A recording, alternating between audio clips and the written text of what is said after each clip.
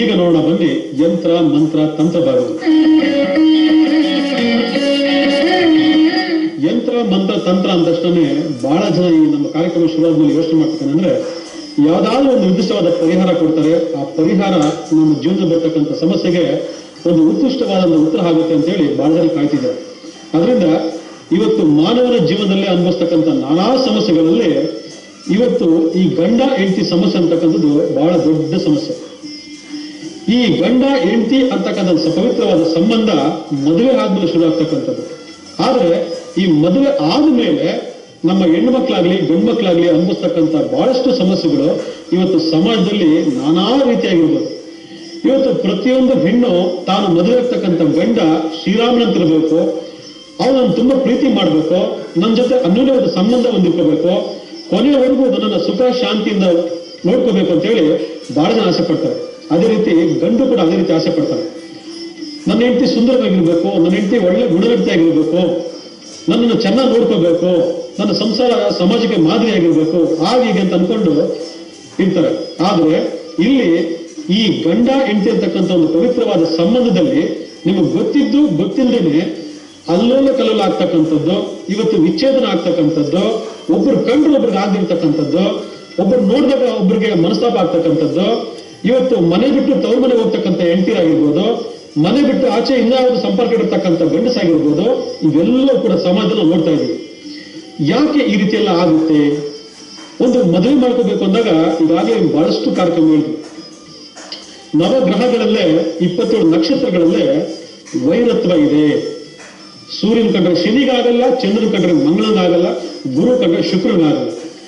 ಈ ತರ date of birth ಗಳಲ್ಲಿ ಇಂಥ ಒಂದು ನಕ್ಷತ್ರಗಳಲ್ಲಿ ಹುಟ್ಟಿದಾಗ ಆಯಾ ನಕ್ಷತ್ರಗಳು ಆಯಾ ಗ್ರಹಗಳು ಏನಾದರೂ ಗಂಡ ಇಂಥ ಸಂಬಂಧದಲ್ಲಿ ಮಿಲನ ಆದಾಗ ಅದೃಷ್ಟವಶಾಂತ ನಿಮ್ಮ ಪೂರ್ವ ಪುಣ್ಯದಲ್ಲೇ ಏನಾದ್ರೂ ಗಂಡ ಹೆಂಡತಿ ತುಂಬಾ ಚೆನ್ನಾಗಿರ್ಬೇಕು, ನಿಮ್ಗೆ ಒಳ್ಳೆ ಗಂಡನ ಸಿಗ್ಬೇಕು, ಒಳ್ಳೆ ಹೆಂಡತಿನೇ ಸಿಗ್ಬೇಕು ಅಂತೇಳಿ ನಿರ್ಧಾರ ಆಗಿತ್ತು ಅಂದ್ರೆ ನಿಮ್ಗೆ ಒಳ್ಳೆ ಗಂಡನ ಸಿಗ್ತಾನೆ, ಒಳ್ಳೆ ಹೆಂಡತಿ ಸಿಗ್ತಾರೆ.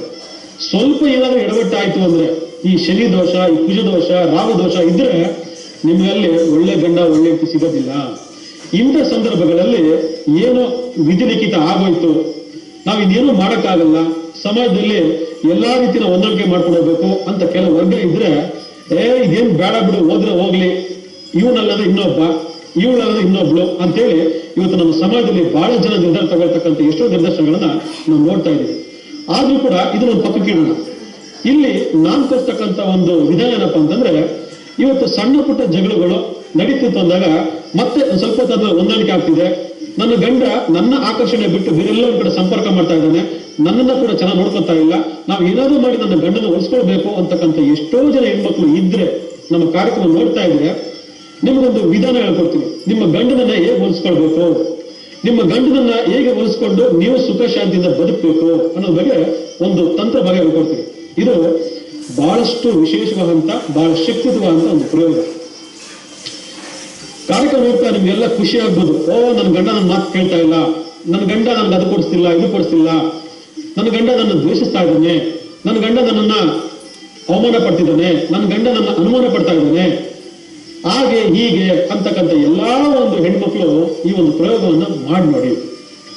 ಈ ಪ್ರಯೋಗ ಮಾಡೋದ್ ಮುಂಚೆ ಜಾತಕದಲ್ಲಿ ನಾನು ಹೇಳ್ತಕ್ಕಂಥ ಶನಿ ದೋಷ, ಕುಜ ದೋಷ ಮತ್ತೆ ರಾಹು ದೋಷಗಳ ಸಮ್ಮಿಲನ ಇತ್ತು ಅಂದಾಗ ನೀವು ಯಾವ ತಂತ್ರ ಪ್ರಯೋಗ ಮಾಡಿದ್ರೆ ಏನು ಪ್ರಯೋಜನ ಇಲ್ಲ. ಒಂದು ಮಟ್ಟದಲ್ಲೇ ಇದ್ದು ತನ್ನ ಗಂಡನ ಹೊಲಿಸ್ಕೊಳ್ಬೇಕು ಅಂತಂದಾಗ ಈ ಒಂದು ಪ್ರಯೋಗ ಮಾಡಿ ಬಹಳ ಸರಳವಾದ ಪ್ರಯೋಗ. ಏನಪ್ಪಾ ಅಂತಂದ್ರೆ ನಾನು ನಿಮಗೆ ತೋರಿಸ್ತಾ ಇದ್ದೀನಿ. ಇವತ್ತಿನ ಯಂತ್ರ ಮತ್ತು ತಂತ್ರದ ಭಾಗದ ವಿಶೇಷಣ ಬಂದು ಪತಿ ವಶೀಕರಣ. ಕೇಳಿದ್ರೆ ಎಲ್ಲರಿಗೂ ಆಶ್ಚರ್ಯ ಆಗ್ಬೋದು, ಎಲ್ಲ ಖುಷಿ ಆಗ್ಬೋದು. ನನ್ನ ಪತಿ ನಾನು ವಶೀಕರಣ ಪಡ್ಕೊಂಡ್ಬಿಟ್ರೆ ನಾನು ಹೇಳ್ದಂಗೆ ಕೇಳ್ಕೊಡ್ತಾನೆ ಗಂಡ ಅಂತೇಳಿ. ಆಗಲ್ಲ. ಅದು ಪತಿ ವಶೀಕರಣ ಅಂದ್ರೆ ಇಬ್ಬರದು ಒಂದು ಅನ್ಯೋನ್ಯವಾದ ದಾಂಪತ್ಯ. ಒಬ್ರು ಕೊಟ್ಟು ತಗೊಳ್ತಕ್ಕಂಥ ಒಂದು ದಾಂಪತ್ಯ ಸುಖ ಸಂತೋಷವಾಗಿದ್ದು ನಿಮ್ಮಲ್ಲಿ ಹುಡ್ತಕ್ಕಂಥ ಮಕ್ಕಳು ಕೂಡ ಅದು ಮಾದರಿಯಾಗಿರ್ಬೇಕು. ನೋಡಿದ್ಯಾ ನನ್ನ ತಂದೆ ತಾಯಿ ಎಷ್ಟು ಚೆನ್ನಾಗಿದ್ರು, ನೋಡಿದ್ಯಾ ನನ್ನ ತಂದೆ ತಾಯಿ ಎಷ್ಟು ಪ್ರೀತಿಯಾಗಿದ್ರು, ನಾವು ಹಾಗೆ ಇರತಕ್ಕಂಥ ಮನೋಭಾವನೆ ಆ ಮಕ್ಳಿಗೆ ಬರ್ಬೇಕು. ಇವತ್ತು ಗಂಡ ಹೆಂಡತಿ ಜಗಳದಿಂದ ಕೂಸು ಬಡವಾಯ್ತು ಅಂತ ಹೇಳಿ ಇವತ್ತು ಸಮಾಜದಲ್ಲಿ ನಾವು ಆಡ್ಕೊಳ್ತಕ್ಕಂಥ ಎಷ್ಟು ಮಟ್ಟಿಗಿದೆ ಅಂತಂದ್ರೆ ಅಕ್ಕಪಕ್ಕರಿಗೆಲ್ಲ ಗೊತ್ತಿರುತ್ತೆ, ರಾತ್ರಿ ಜಗಳ ಕದ್ನ, ಇವ್ರ ಮನೇಲಿ ಗಂಡ ಹೆಂಡತಿ ಸರಿನೇ ಇಲ್ಲ ಅಂತೇಳಿ. ಅಂತ ಎಲ್ಲಾ ಹೆಣ್ಮಕ್ಳು ತಮ್ಮ ಗಂಡನನ್ನು ಉಳಿಸ್ಕೊಳ್ಬೇಕು, ಚೆನ್ನಾಗಿಟ್ಕೋಬೇಕು ಅಂದ್ರೆ ನೀವು ಇಲ್ಲಿ ತೋರಿಸ್ತಕ್ಕಂಥ ಈ ಒಂದು ಯಂತ್ರವನ್ನ ಒಂದು ತಾಮ್ರ ತಗಡದಲ್ಲಿ ಬರೆದಿಟ್ಕೊಳ್ಳಿ. ಅದು 2ಕ್ಕೆ 2 ಆಗಿರ್ಬೋದು, 3ಕ್ಕೆ 3 ಆಗಿರ್ಬೋದು. ಆ ಒಂದು ಅಳತೆನಲ್ಲಿ ಶುಭ ಮುಹೂರ್ತ ಅಂದ್ರೆ ಶುಕ್ರವಾರ ದಿವಸ ಬರಬೇಕು. ಶುಕ್ರ ಓರೆನಲ್ಲಿ ನೀವು ವಿಶೇಷವಾದಂತ ಒಳ್ಳೆ ನಕ್ಷತ್ರ ತಿಥಿ ಇರಬೇಕು, ದಿನ ಇರಬೇಕು. ಆ ಜಾಗದಲ್ಲಿ ಈ 8, 6, 4, 2 ನೋಡಿ ಯಾವ ಕಡೆ ಯಾವ ಟೋಟಲ್ ಮಾಡಿದ್ರು 2ನೇ ಗ್ರಹ ಬರುತ್ತೆ.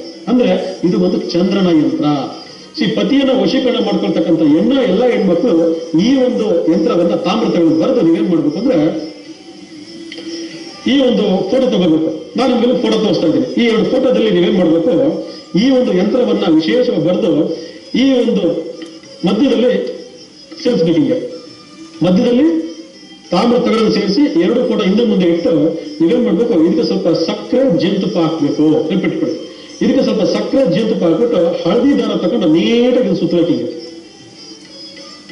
ಯಾಕೆ ಇದು ಈ ಒಂದು ಸಕ್ಕರೆ ಮತ್ತೆ ಜೇನನ್ನ ಬಳಸ್ತಿದೀವಿ ಅಂತಂದ್ರೆ ಸಿಹಿ ಬಂದು ಆಕರ್ಷಣೀಯ ಆಗ್ತಕ್ಕಂಥ ಒಂದು ವಸ್ತು.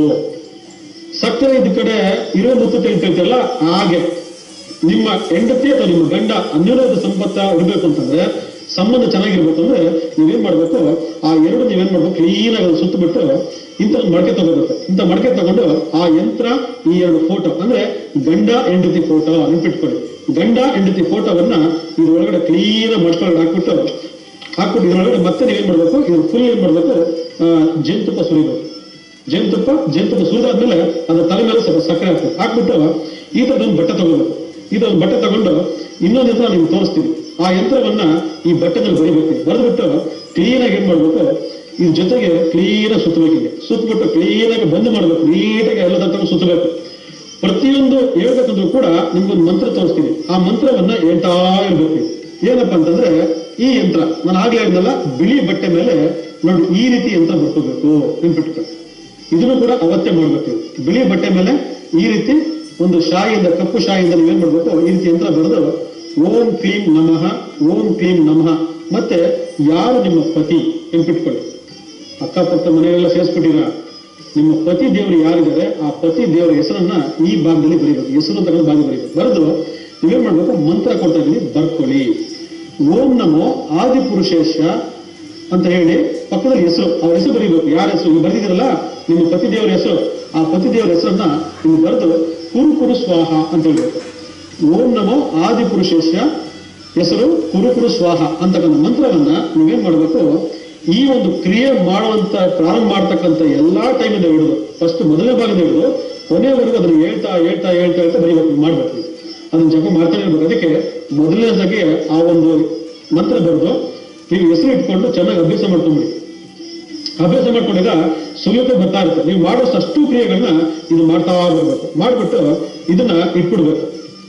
ಇದನ್ನ ಎಲ್ಲಿಡ್ಬೇಕು, ದೇವ್ರ ಮನೆಯಲ್ಲ ಅಥವಾ ನಿಮ್ಮ ಬೆಡ್ರೂಮ್ ನ ಸೌತ್ ವೆಸ್ಟ್ ಭಾಗದಲ್ಲಿ ಇಟ್ಬಿಟ್ರೆ ನಿಮ್ಮ ಈ ಒಂದು ಮಂತ್ರ 108 ಸರಿ ಮಾಡಿ ಅದನ್ನ ಪೂಜೆ ಮಾಡ್ತಾ ಬರ್ಬೇಕು. ಇದು ಪತಿ ವಶೀಕರಣ ಸರಳವಾದ ಉಪಾಯ. ನೋಡಿ, ಎಷ್ಟೋ ಒಂದು ವಿಚಾರಗಳಲ್ಲಿ ಇವತ್ತು ನಾವು ಗ್ರಹಗತಿಗಳ ಮಾಯೆಗೆ ಸಿಲುಕಿ ಇವತ್ತು ನಮ್ಮಲ್ಲಿ ನಾವು ಕೇಳ್ತಕ್ಕಂಥ ಎಷ್ಟೋ ಬಂಧುತ್ವ, ಪ್ರೀತಿ, ಪ್ರೇಮಕ್ಕಿಂತ ಸಿಲುಕಿ ನಾವು ನರಳ್ತಾ ಇದ್ದೀವಿ. ಅಂತ ಸಂದರ್ಭಗಳಲ್ಲಿ ನಾವು ಅದನ್ನು ಹಿಡಿದಿಟ್ಕೊಳ್ತಕ್ಕಂಥ ಒಂದು ಪ್ರಯೋಗಗಳು ನಮ್ಮ ಮಂತ್ರ ತಂತ್ರಗಳಿಂದ ಇದೆ ಅಂತಂದ್ರೆ ನಾವು ಯಾಕೆ ಉಪಯೋಗಿಸ್ಕೋಬಾರ್ದು? ಇವತ್ತು ಎಷ್ಟೋ ಜನ ಇದನ್ನು ಮಾಡ್ಕೊಂಡು ಸಕ್ಸಸ್ಫುಲ್ ಆಗಿದ್ದಾರೆ. ನೀವು ಮಾಡ್ಕೊಳ್ಳಿ, ಬಹಳ ಸರಳದ ಉಪಾಯ. ಇದೆಲ್ಲ ಮಾಡ್ಕೊಂಡಾದ್ಮೇಲೆ ಏನ್ ಮಾಡ್ಬೇಕು, ಇನ್ನೂ ಒಂದು ಹೇಳ್ಕೊಡ್ತೀನಿ. ಆ ಒಂದು ಇದ್ರ ಮೇಲೆ ಒಂದು ಇದನ್ನ ತಗೊಳ್ಳಿ, ಒಂದು ಈ ತರ ಒಂದು ಮಣ್ಣಿನ ಹಣತೆ ತಗೊಳ್ಳಿ. ಈ ಮಣ್ಣಿನ ಹಣತೆನಲ್ಲಿ ಆ ಒಂದು ತೋರಿಸ್ಕೊಟ್ಟಿದ್ರಲ್ಲ ಆ ಮಂತ್ರವನ್ನ ಇಲ್ಲಿ ಬರೀಬೇಕು. ಅಥವಾ ಇಲ್ಲಿ ಇನ್ನೊಂದು ಮಂತ್ರ ಇದೆ, ಓಂ ಆಂ ಗಾ ಜೂಮ್ ಸಾ ಮತ್ತೆ ಹೆಸರು ವಶ ಸ್ವಾಹ ಅಂತಕ್ಕಂಥ ಮಂತ್ರವನ್ನು ಕೂಡ ನಾನು ನಿಮ್ಗೆ ತೋರಿಸ್ತಾ ಇದ್ದೀನಿ. ಇದನ್ನು ಕೂಡ ನೀವೇನ್ ಮಾಡ್ಬೇಕು, ಆ ಒಂದು ಮಣ್ಣಿನ ಹಣತೆಯಲ್ಲಿ ಬರೆದ್ಬಿಟ್ಟು ಇದ್ರ ಮೇಲೆ ಬತ್ತಿ ಇಟ್ಟು ಸೇಮ್ ನೀವೇ ದೀಪ ಉರಿಸ್ತೀರೋ ಅದೇ ರೀತಿ ನೀವು ಈ ಒಂದು ಕುಡಿಕೆ ಮೇಲೆ ಇಟ್ಟುಬಿಟ್ಟು ದೀಪ ಉರಿಸಿ ನೀವು ಆ ಜಪ ಮಾಡ್ಬೇಕು. ಆ ಜಪ ಮಾಡಿ 108 ಬೆಳಗ್ಗೆ 108 ಸಂಜೆ 108 ನೀವು ಮಾಡ್ತಾ ಬಂದ್ರೆ ಈ ದೀಪ ಉರಿಯೋಷ್ಟೊತ್ತು ನಿಮ್ಮ ಜೀವನದಲ್ಲಿ ಕಂಡು ಕೇಳರಿದಂತಹ ನಿಮ್ಮ ಗಂಡನ ಎಲ್ಲಾ ದೋಷಗಳು ನಿವಾರಣೆ ಆಗೋ ಜೊತೆಗೆ ನೀವೇನ್ ಮಾಡ್ತೀರಾ, ನೀವು ಅನ್ಯೋನ್ಯ ದಾಂಪತ್ಯವನ್ನ ಪಡಿತೀರಾ.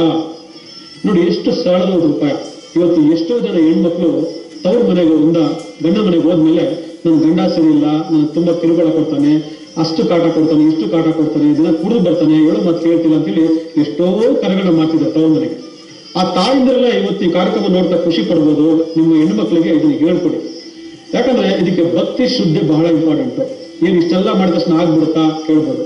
ಆದ್ರೆ ನಿಮ್ಗೆಲ್ಲ ಒಂದು ವಿಚಾರ ಆಗ್ಲಿ ಜ್ಞಾಪಿಸ್ಕೊಳ್ಳಿ. ಏನಪ್ಪಾ ಅಂತಂದ್ರೆ ಇವತ್ತು ಅನ್ಯೋನ್ಯ ದಾಂಪತ್ಯ ಜೀವನ ಅಂತಕ್ಕಂಥದ್ದು ಸಮಾಜದಲ್ಲಿ ಎಲ್ರಿಗೂ ಮಾದರಿಯಾಗಿರ್ಬೇಕು. ನಮ್ಮ ಮಕ್ಕಳು ಕೂಡ ಅದು ಮಾದರಿಯಾಗಿರ್ಬೇಕು. ಆದ್ರೆ ಇವತ್ತು ನಾವು ಮಾಡ್ತಕ್ಕಂಥ ಎಷ್ಟೋ ಒಂದು ಸಮಸ್ಯೆಗಳು ಮನೆಯಲ್ಲಿ ಇವತ್ತು ಕುಲವನ್ನೇ ಮನೆಯನ್ನೇ ಹಾಳು ಮಾಡ್ಬಿಟ್ಟಿದೆ ಅಂತಂದ್ರೆ ಅದಕ್ಕೆ ನೀವುಗಳೇ ಕಾರಣ. ಅಂದ್ರೆ ನೀವು ಕಾರಣ ಅಂತಂದ್ರೆ ನೀವೆಲ್ಲ ಕಾರಣ. ನಿಮ್ಮ ಜಾತದಲ್ಲಿ ಇರ್ತಕ್ಕಂಥ ಕ್ರೂರವಾದ ಗ್ರಹಗತಿಗಳ ಪ್ರಭಾವ, ಆ ಗ್ರಹದ ಪ್ರಭಾವಕ್ಕೆ ಸಿಲುಕಾದಾಗ ನನ್ನ ಗಂಡ ಸರಿಯಿಲ್ಲ, ನನ್ನ ಹೆಂಡತಿ ಸರಿ ಅಂತ ಜಗಳ ಆಗ್ತಿರ್ತಾರೆ ಇವತ್ತು.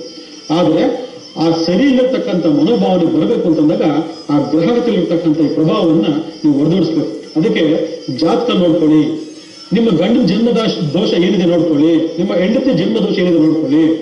ಈ ರಾಹು ದೋಷ ಮುಖ್ಯವಾಗಿದ್ದಾಗ ಅನ್ಯ ದಾಂಪತ್ಯ ಇರೋದೇ ಇಲ್ಲ. ಈ ಕುಜ ದೋಷ ಇದ್ದಾಗ ಯಾವಾಗಲೂ ಮನೆಯಲ್ಲಿ ಗಲಾಟೆ ಜಗಳ ಕದನ ನಿಲ್ಲದೇ ಇಲ್ಲ. ಒಬ್ಬರು ಕಂಡ್ರೆ ಒಬ್ರಿಗಾಗಲ್ಲ, ಮಾತಿಗೂ ಮೂರನೇ ವಿಚಾರಗಳಿಗೆ ಜಗಳ ನಡೀತಾ ಇರ್ತಾರೆ ಮನೆಯಲ್ಲಿ. ಇವತ್ತು ಎಷ್ಟೋ ಜನ ಹೆಣ್ಮಕ್ಳು ಇವತ್ತು ಕಣ್ಣೀರಲ್ಲಿ ಕೈ ತೊಳಿತಾ ಇದ್ದಾರೆ. ಎಷ್ಟೋ ಜನ ಮುದ್ದ ಗಂಡಸರು ಇವತ್ತು ನಾನು ಎಲ್ಲದಕ್ಕೂ ಹೊಂದಾಣಿಕೆ ಮಾಡ್ಕೊಳ್ತಾ ಇದ್ದೀನಿ ಸರ್, ಎಲ್ಲದಕ್ಕೂ ಹೊಂದಾಣಿಕೆ ಮಾಡ್ಕೊಂಡು ಹೋಗ್ತೀನಿ, ನನಗೆ ಹೆಂಡತಿ ಬೇಕು ಅಂತೇಳಿ ಎಷ್ಟೋ ಜನ ಇವತ್ತು ಒಳ್ಳೊಳ್ಳೆ ಗಂಡಸರು ಇವತ್ತು ನಮ್ಮ ಸಮಾಜದಲ್ಲಿದ್ದಾರೆ.